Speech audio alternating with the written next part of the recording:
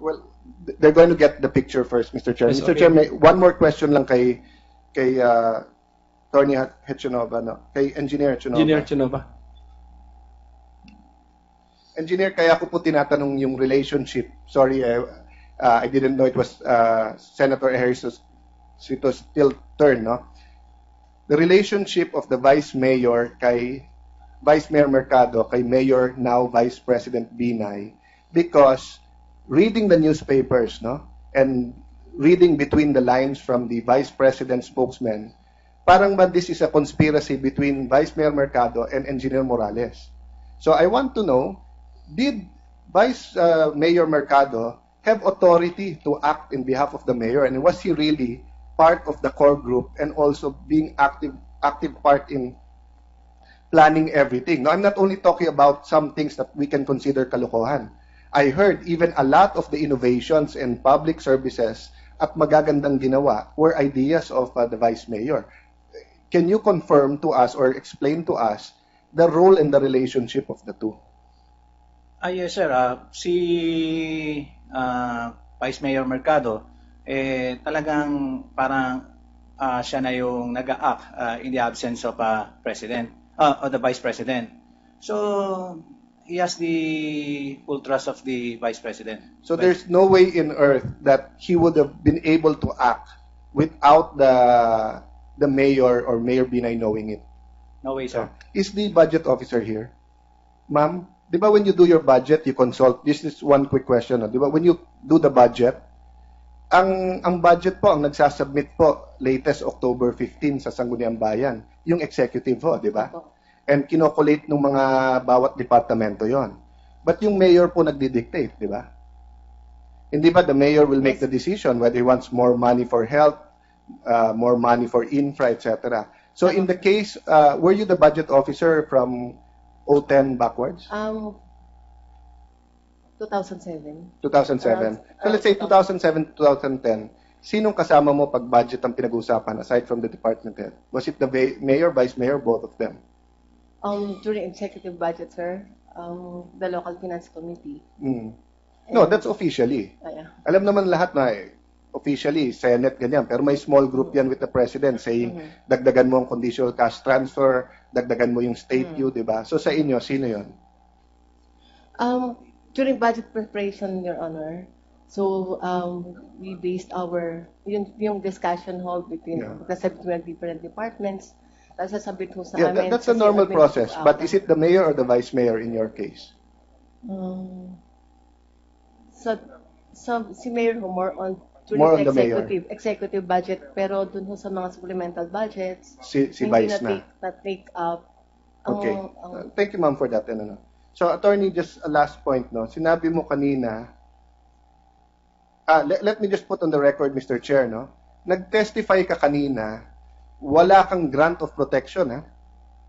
Pwede kang kasuhan because you did not admit to getting part of the project, but you admitted to rigging the bidding, and you're full aware that this is a criminal offense, correct? Yes, sir. I'm ready for that. And Vice Mayor Mercado did the same. Yes, sir. He admitted to getting money, but there was no offer, and he's not being protected. Yes, because sir. the Vice President has been making statements na why believe you. But I checked the records. All the whistleblowers who were credible are people who came out and said that we were part of it. Ben Harloy, si Jun Losada, no? Etong po mga whistleblowers, sila po yung lumabas, tapos wala pa naman silang immunity. Even Governor Chavit Singson, di ba? Sa Estrada impeachment case, no? So, there is nothing wrong, Mr. Chair, of a witness here saying he did a crime, and we're not cuddling them. But if they're willing to be whistleblowers, why not? No, lastly po, nagulat po ako at hindi ko to alam. A certain Attorney Vera filed a plunder case against your son. Against my daughter, sir. Against your daughter. Apo. To your knowledge, is this the same Attorney Vera who filed a plunder case against me and my wife? Probably, sir. Okay. And this is the same Attorney Vera who filed a case against Mar Rojas? Yes, sir. Okay. And this is the same Attorney Vera that once a week, together with that Attorney Sawali, goes to the Thursday Club of Congresswoman Abby Binay in her house in Dasma. And there they have merienda, they have dinner, may mahjong, may poker, kasama sila parati doon, no? So I'm just saying, sir, it's suspicious for me. This is personal knowledge kasi my wife goes to their party now and then. I pick her up.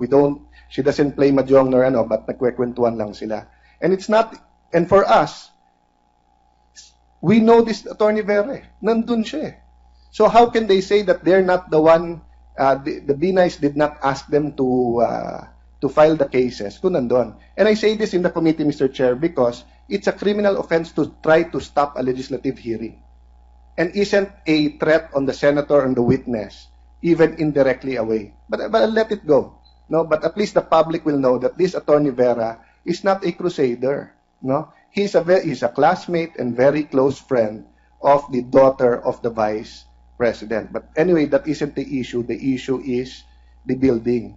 So, sir, despite these cases sa anak mo pa lang, what if they start filing cases against you? Will you still continue to uphold your testimony? Baka naman next week, kung may threat, etc., you'll tell us the reverse. No, sir. I'll stick to my statement. If we call back Vice Mayor Mercado, will he confirm at least the part about his relationship with the former mayor and now the vice president? No? Siguro, sir. To your knowledge, will he also have a working knowledge of yung mga napag-usapan natin today, including yung bidding? Meron po, sir. Okay. Now, Mr. Chairman, at this point, may I ask that we call Vice Mayor Mercado to our next hearing? September 11, yes. Sir, this is this really building, but although I can read on it, but you have it correctly, sir. You built it. Your company built it. Senator Cayetano, apologies. Sen Alan. Alan is Apologies. I have to advise that I am here today as an independent consultant. No, this is a product, sir, of my research. Because every time I read a name in the paper and I saw you were in I researched it. So without asking you or your company, I did my research and this is what I found out. So I'm not saying you built it personally, and I hope I don't get you to trouble. But I just want to make sure the comparisons are correct. No. First of all, sir, would you agree with me that condominiums are more expensive than car parks? Yes, I would, sir. So if a condominium is more expensive than a car park, that's normal. Yes, sir. But if a condominium or an office is the same price as a car park, that wouldn't be normal. That would not be normal, sir. Yes, I mentioned that because the presentation was a car park with some offices, which was compared with government offices that all have a lot of offices, a lot of fixtures, a lot of bathrooms, etc. No?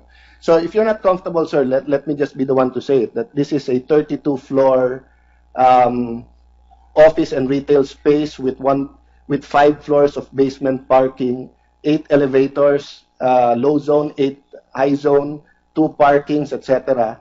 The finish is American granite floors, Macedonian marble walls, American timber wall panels, Italian ceramic tiles, which gives you an example, Paniero, of what world class is, no? Compared to no ceiling on upper floors, misspelled office door labels, cracked dry walls, vinyl flooring, standard finishings, no?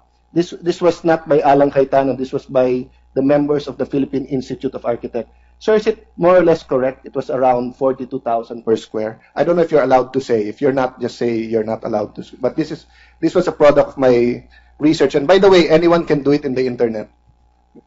So what I can say, the technical details that are listed there are correct.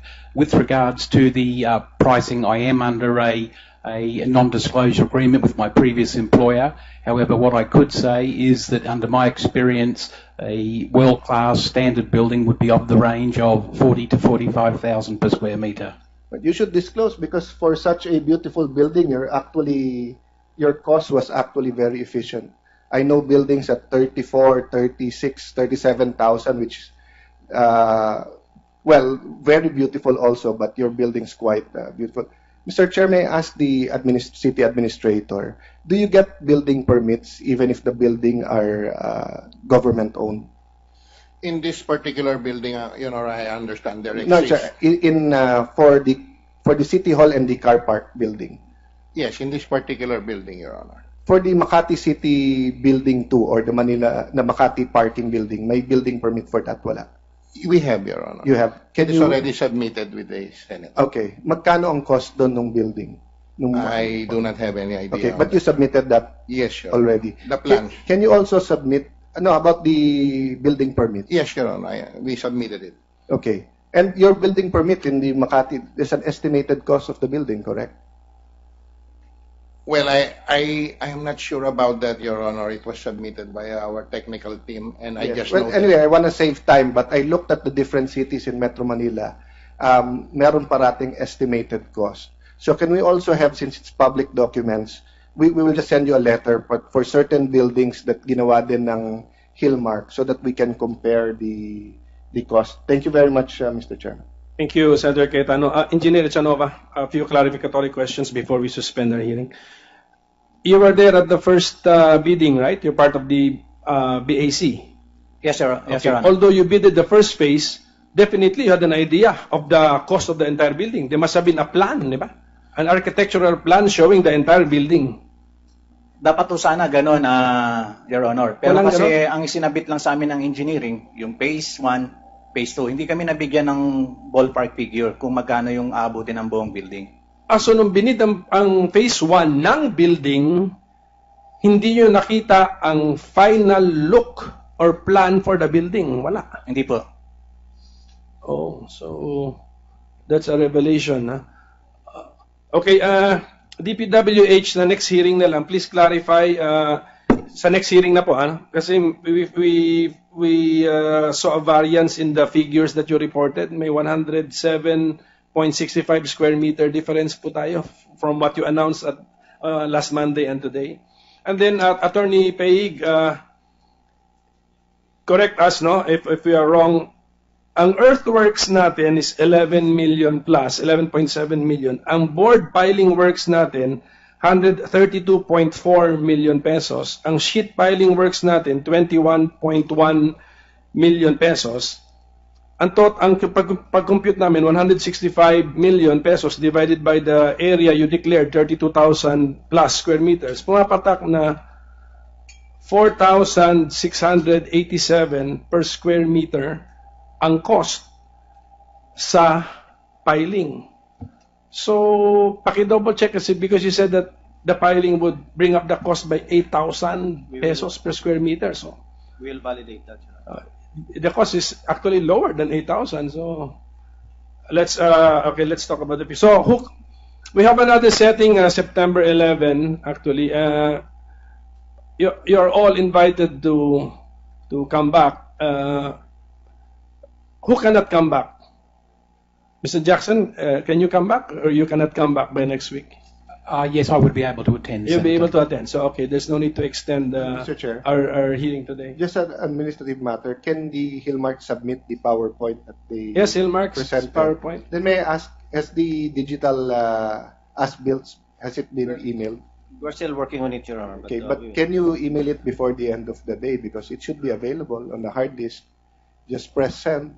Please come prepared, Hillmarks. Ganun po. And dali nyo na lahat.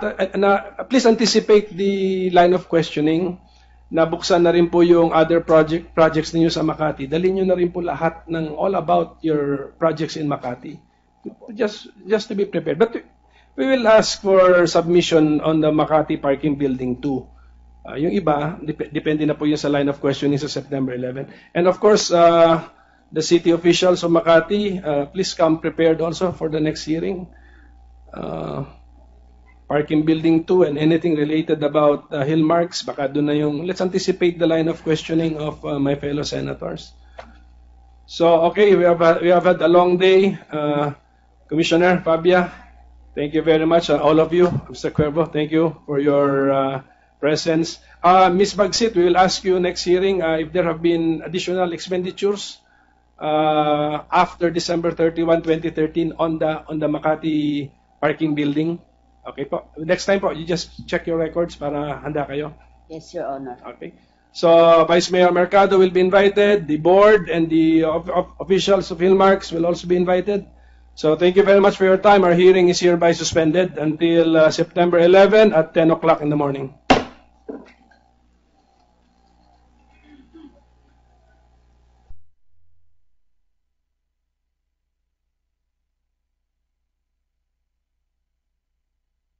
No way, sir. Is the budget officer here? Ma'am, di ba when you do your budget, you consult, this is one quick question, di ba when you do the budget, ang budget po, ang nagsasubmit po, latest October 15 sa Sangguniang Bayan, yung executive po, di ba? And kinokolate ng mga bawat departamento yon. But yung mayor po nagdi-dictate, di ba? Hindi ba the mayor will make the decision whether he wants more money for health, more money for infra, etc. So in the case, were you the budget officer from 010 back to the vice mayor? Can you confirm to us or explain to us the role and the relationship of the two? Yes, sir. Si Vice Mayor Mercado, talagang parang siya na yung nag-act in the absence of President, of the Vice President.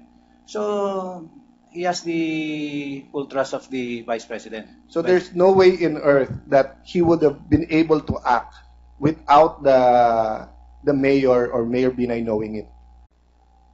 Well, they're going to get the picture first, Mr. Chair. Yes, Mr. okay. Chair, may one more question lang kay Atty. hEchanova, no? Kay Engineer hEchanova. Engineer Hechanova. Engineer, kaya ko po tinatanong yung relationship. Sorry, I didn't know it was Senator Ejercito's still turn, no? The relationship of the Vice Mayor kay Vice Mayor Mercado kay Mayor now Vice President Binay, because reading the newspapers, no, and reading between the lines from the Vice President spokesman, parang ba this is a conspiracy between Vice Mayor Mercado and Engineer Morales. So I want to know, did Vice Mayor Mercado have authority to act in behalf of the mayor, and was he really part of the core group and also being active part in planning everything? No, I'm not only talking about some things that we can consider kalokohan. I heard even a lot of the innovations and public services at magagandang ginawa were ideas of 2007. 2007. So let's say 2007, 2010. Sinong kasama mo pag budget ang pinag-usapan aside from the department head? Was it the mayor, vice mayor, both of them? During executive budget, sir, the local finance committee. No, that's officially. Yeah. Alam naman lahat na officially, Senate, ganyan. Pero may small group yan with the president saying, dagdagan mo ang conditional cash transfer, dagdagan mo yung state due, di ba? So sa inyo, sino yon? During budget